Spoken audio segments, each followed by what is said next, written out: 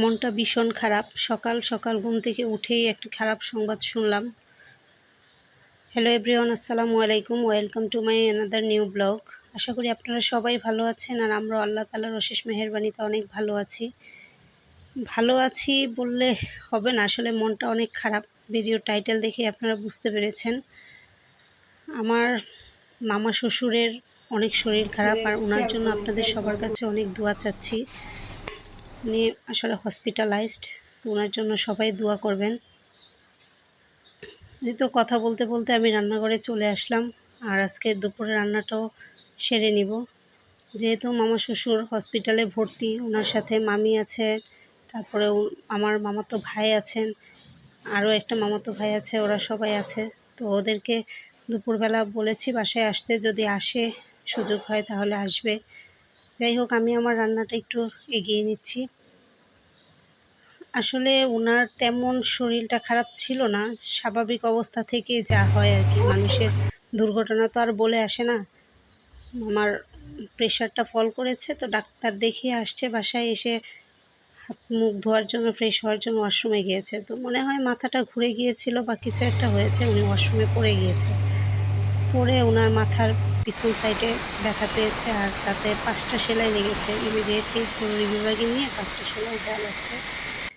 বাসায় আসছে ভালো, কিন্তু পরের দিন সকাল থেকেই শুরু হলো কমপ্লিকেশান। আর আগের দিন সিটি স্ক্যান করিয়েছে, তো রিপোর্টটা তো পরের দিন আসবে। তো সিটি স্ক্যানে ধরা পড়লো যে ওনার মাথার ভিতরে রক্ত জমাট বেঁধে গেছে, যেখানে সেলাই করেছে ওইখানে রক্ত জমাট বেঁধে গেছে।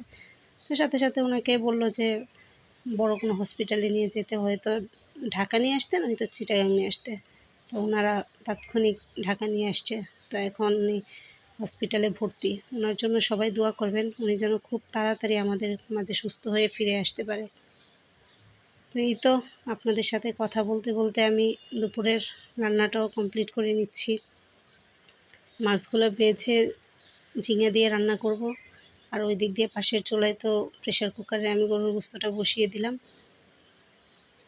তো একটা ছোট্ট একটা টিপস শেয়ার করি। অনেকে বলেন যে গরুর গোশত প্রেশার কুকারে রান্না করলে খুলে যায়।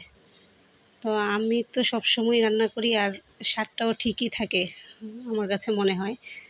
তো যাই হোক, গরুর গোশতটা আমি জুড়ে আঁচ দিয়ে 3টা শীষ দেবো, আর বেশি দেবো না। দেওয়ার পরে সাথে সাথে আমি গরুর গোশতটাকে উঠিয়ে নিব। উঠিয়ে তারপর বাকিটুকু যা কষানো সেটা কষাবো। যাই হোক, এখন মাছটাও রান্না করে। তো এই তো আমার মশলা টশলা সব কিছু দিয়ে মশলা কষিয়ে নিয়ে তারপরে মাছটা রান্না করে ফেলবো।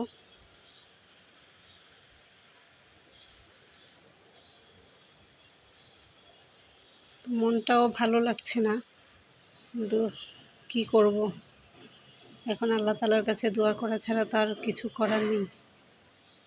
আসলে বিপদ তো বিপদই হয়, বিপদ তো আর বলে কয়ে আসে না।